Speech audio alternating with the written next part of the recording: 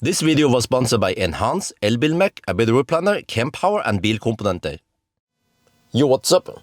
As you probably seen, I've been borrowing some Nios this year. First it was the EL8, and then it was the ET5 Touring, and then lately now the ET5, the regular non-touring.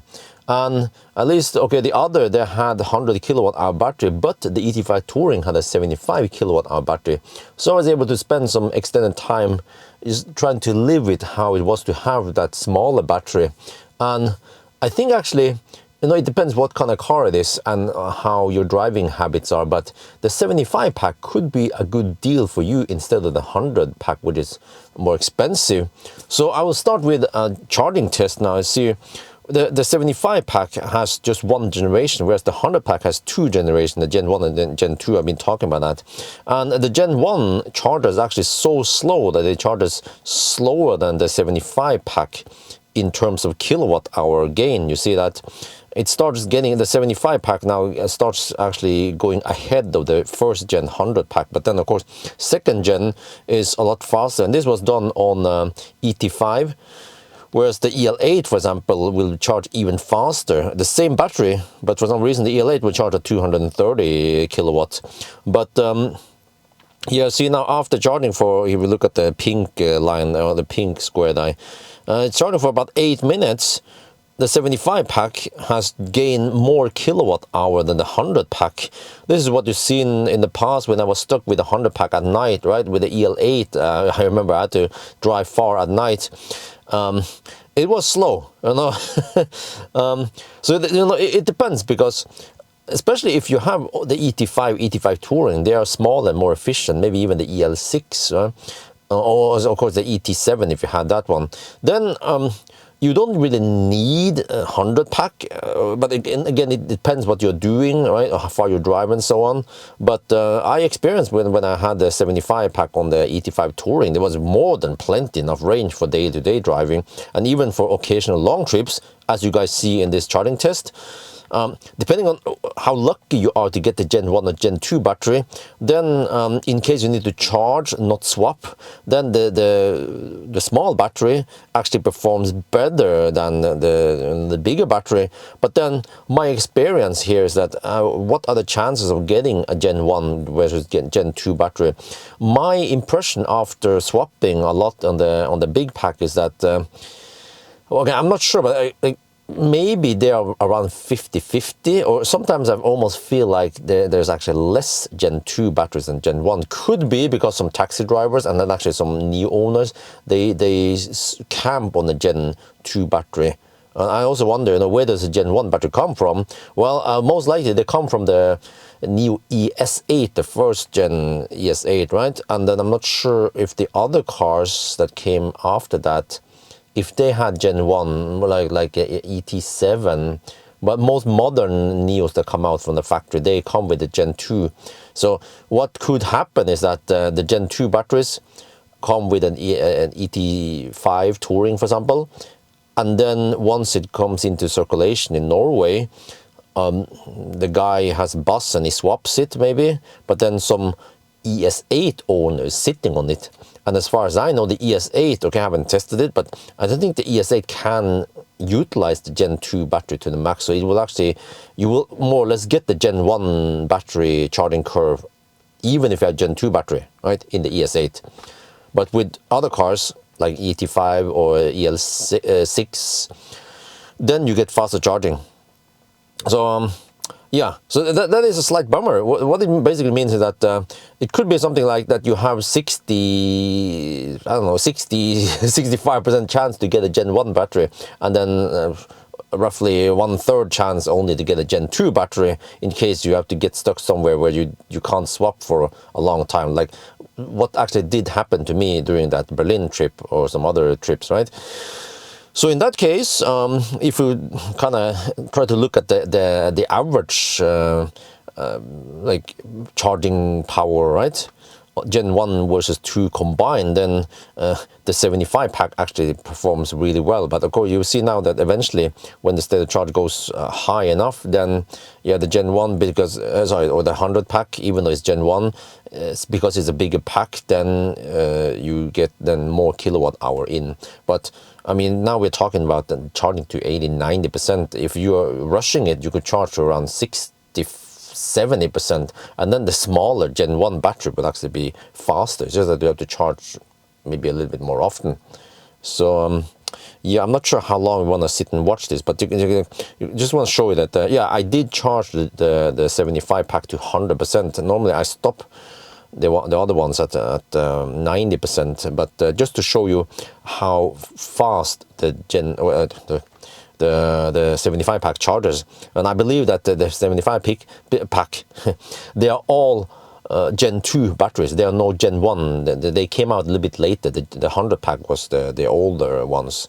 And if you look at the charging curve here, so the highest curve, yeah, okay, that was EL6, but EL6 and the ET5, they have the same curve, more or less, if I tested. But you see, okay, the Gen 2 battery charges the fastest. Nice, actually nice flat curve. And then the red line here is the second gen battery. Sorry, there's a small battery. And then the lowest line here is just the first gen. So the first gen, unfortunately, is not very good compared to the other ones. So, I mean, how can we solve this problem? Or, I mean, why is the 75 pack a good option? Well, it is simply because we have these first gen in circulation, and well, I haven't spoken directly to Nio about this, but I would assume that it's going to cost them too much to get rid of these Gen 1 batteries, because they still have great value. As long as you have plenty of swap stations, like you guys have seen in the recent 1,000 kilometer challenge, then you don't care what kind of Gen battery you get. You just swap, right? And okay, you have slightly low range on the Gen 1 versus 2, usually maybe a couple of kilowatt hour less, but that's really no big deal as long as you can swap. So yeah, so then they're most likely not going to get rid of these Gen 1 batteries. So, so then that's why the situation today in Europe, the I keep saying, but the small battery is actually a pretty good deal. So we're talking about the bus deal in Norway. It's 1,400 NOK or 1,399, 1,400 NOK for the 75 pack, and then 2,000 NOK per month for the 100 pack. But like I mentioned, when I just drive day to day around town or something, like less than 20 kilometers per day, no problem. I have charging at home, you know. And then okay, we didn't try to go on a road trip with the with the ET5 Touring, but I would assume that if we would do so, the small minus is that it has less energy than the bigger pack, so we might have to top up somewhere before we swap. But as you guys seen, the top-up speed is so fast that it's no big deal. And when it comes to the energy I measured also, by the way, that's kind of weird, because in the 1,000 kilometer challenge recently with the ET5 with a 100 pack, the battery I started with before I swapped had, I believe it was 93% state of health, right, in the Nio user interface. But then when I did one lap, okay, it was kind of cold and so on. I hammered it, right, and the Germans here. I managed to get only 81.8 kilowatt hour with around 2% left, something. So if you extrapolate it, that becomes only maybe 83-ish, right? Okay, there's some hammer losses here, but where is that 91 kilowatt hour I managed to get in the 100 pack a long time ago? Seems like you can just kiss it goodbye, because all the packs in the ecosystem, they have slowly degraded over time, and they don't take them out of the circulation. They are just in there, right? Maybe being abused, who knows? So I'm not exactly sure. I haven't tested too much, but from my findings during the Nio time is that the big pack has roughly, let's say, 82 to 91. But the 91 is so rare that I wouldn't even count on it. Let's say 82 to 86.7 kilowatt hours. So the average might be around 85 kilowatt hour net capacity, and that's the 100 kilowatt hour gross capacity. So there's 15 kWh of buffer or something, lost capacity here. But the smaller battery I have measured very consistently to have around 62 to 65 maybe. So you can say that the average on the small battery is around 63 kWh. So in terms of bang for the bucks, I would say that the small battery is better. Yeah. So, but the problem here, I don't know exactly how it works in China for Nio owners there, but here it seems like once you're bound to that bus, whatever size, right? You cannot just quickly switch it, right? So you can't just switch it over to a big pack for 1 month and then switch over to a small pack. That would be perfect. But also, I'm not sure if you notice it when we go to the swap station and I click on the screen and I see the number of batteries available. You can see that normally the swap stations in Europe, Norway especially, they are usually loaded with only 5 or 6 of the big packs and then 2 of the smaller packs. So they're only utilizing 8 out of 13 available base. That's simply because there are not enough Nio cars in the ecosystem yet. But in China, I believe that they, of course, fill up all the possible base there. But yeah, so it means that if people would have a flexible system here in Norway, could possibly be that many people want to use the 75 packs and then they occasionally go to the 100 pack. Then simply we won't have enough 75 packs, and then Nio needs to then suddenly get more batteries from China maybe, or other ways that they can get it with the cars that people purchase. I don't know how, or if people initially purchase with a 75 pack with bus, then I guess Nio in China, they will ship it with 75. So then over time, more 75 packs will enter the circulation. Yeah, so ideally that would be the best that you only pay for the 75 when you need it, or most of the time, and then you occasionally go for the higher, or unless you have so high driving mileage and need and pull trailer that you need 100 all the time. But I would assume that Norwegians, if they could go for a lot less battery, right? And they can just go for this flexible, but it's simply not possible, I think. And also when I, by accident, got the ET5 Touring with a 75 pack, I asked Nio, like, can't you guys just upgrade it? So, and then I go to the swap station, and then the next time I swap, I get the 100 pack. Apparently, it wasn't possible. He, looked into it, and then by the end of the day, I had to switch cars. So, since we already talked about this battery pack, whatever, you guys heard recently that it seems like Nio, they are discontinuing the 150 pack. Supposedly, it was available for customers in China, but nobody wanted it. I don't know exactly what the price is, but I also heard on the Nio, when William Lee and the other guys, they came to Oslo, there was talk about that in the Q&A session.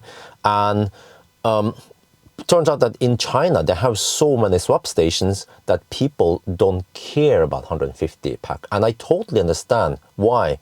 Because why pay more for a range that you will never need to access anyway, right? So, but it seems like when the news came to Norway, Norwegians, some Norwegians were not that happy, because one of the reasons why they purchased the Nio in the first place was that in the future it's supposed to get the 150 pack, and now they're kind of tricked that they don't get it anyway.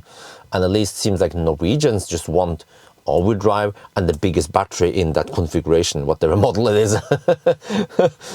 But okay, let's say when I mentioned the price for 75 versus 100 pack, it kind of uniform, price bang for whatever per kilowatt hour versus price per month.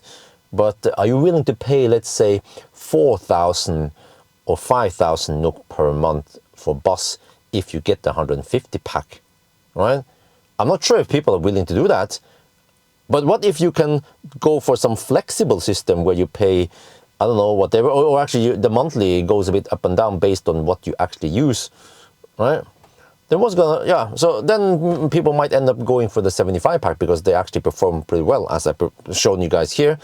And then they occasionally go for the 100, 150 pack. yeah, so okay, whatever, but it was interesting. But my takeaway, my conclusion here is that I'm really impressed with how well the 75 pack performed. Would be interesting to try it on the bigger car, but I assume that when you go for something big like an EL8, it is bound to be Thursdays, just like this Model X we're sitting in right now. So then you probably want 100 pack, otherwise you just have to charge more often or swap more often then. So then it becomes a bit cumbersome. And maybe even for those big cars, then 150 pack would be, would make sense, especially if you can afford a EL8, then you of course can afford a more expensive bus, right? Anyway, I think that's going to be for now. I hope you guys enjoyed this video. As always, thank you for watching and talk to you later.